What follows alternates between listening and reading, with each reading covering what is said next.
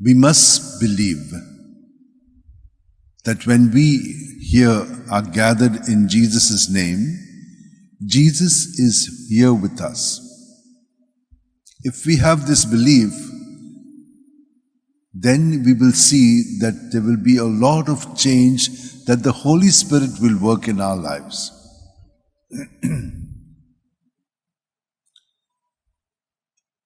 Today, when we look at Maximilian Kolbe, who was born in 1894, he was from Poland. He joined the Franciscan conventuals. And he was sent to Rome, and he was ordained there in 18.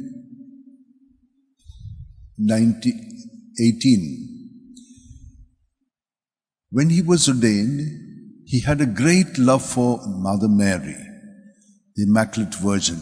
And so he started an association called the Army of the Virgin Mary, Army of the Immaculate.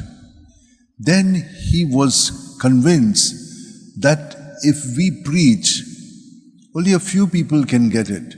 But if we write, then many people will be able to read it wherever it is possible. And so he began a magazine called Of the Immaculate. So this is how he began to write a lot of things of the faith and pass it on not only in Poland, but also in other places all over the world. At 1930, he decided to go as a missionary to Japan. And when he went to Japan, he also began the same work, and he gathered more people as an association to work for this. Then by 1936, he came back to Poland, and he was now made in charge of all the publications of the Catholics there.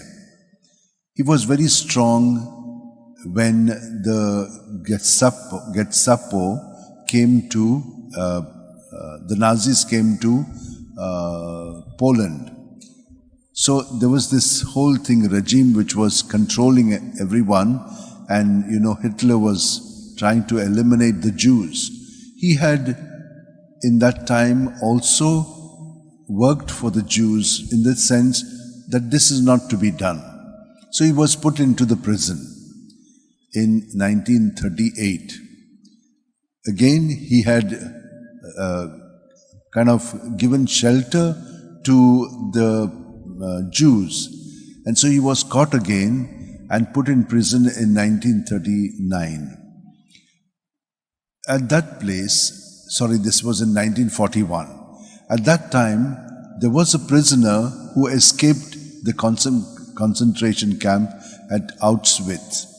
And so when he escaped, and they could not find him, it was the rule that 10 people would be randomly selected and kept in a cell to die of starvation.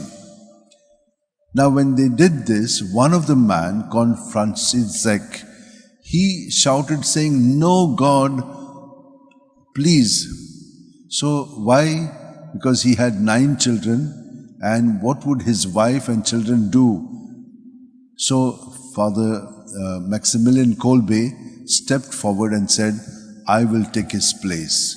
Keeping these words in mind, no greater love has a person than to lay down one's life for one's friend. So he was with these people in that one cell, and he gave them a lot of courage and strength, prepared them for the death. They were just dying of starvation. So most of them died. He was old but very strong in his faith. They wanted to clear these cells for other prisoners. So they gave him this carbonic acid, and he died. But when he died, that whole room was glowing with his presence. He died a martyr. So John Paul II gave him this canonization. Why am I talking to you about him? To know that in every place, God is selecting people to be more and more His presence of love. And all of us here are doing the same thing. But we must do this even more intensely, knowing that whatever is said in Scripture is true and we must believe it.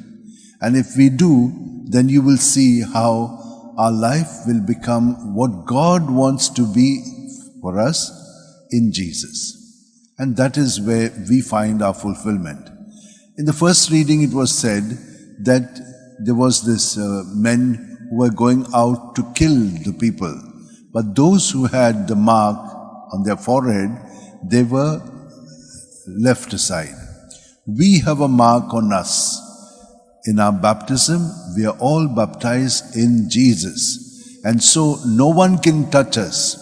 It is only we who allow evil to touch us by our not remaining united to Jesus, but going on our ego self. Then the evil one will attack us. But when we remain firm in Jesus, nothing can touch us. But you will say, but so many people died. Yes, they died the way Jesus died, in accordance with the will of God. Which means their death is redemptive in Jesus. Because Jesus continues to die through us to set us free from sin and evil. Let us pray for this grace even more, as we, each one of us, have been doing these kind of deeds of love. All of you are doing it in some way or the other. When you talk to me, I know that you are doing it. So let us pray that we deepen ourselves. Hold your hands in your lap. Keep your eyes closed. And as we breathe in and out, be aware that Jesus fills us with His presence. And we empty ourselves internally of all that's going on within us at the mind, at the spirit, and at the body level. Whatever is going on in our heart.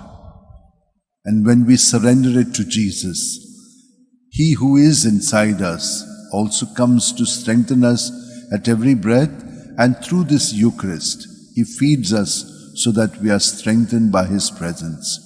So many levels of presence we have, and yet we are not really convinced because we live very self-centeredly. Lord, help us to come out of it and be transformed as this bread and wine will be transformed into your own body and blood. Amen.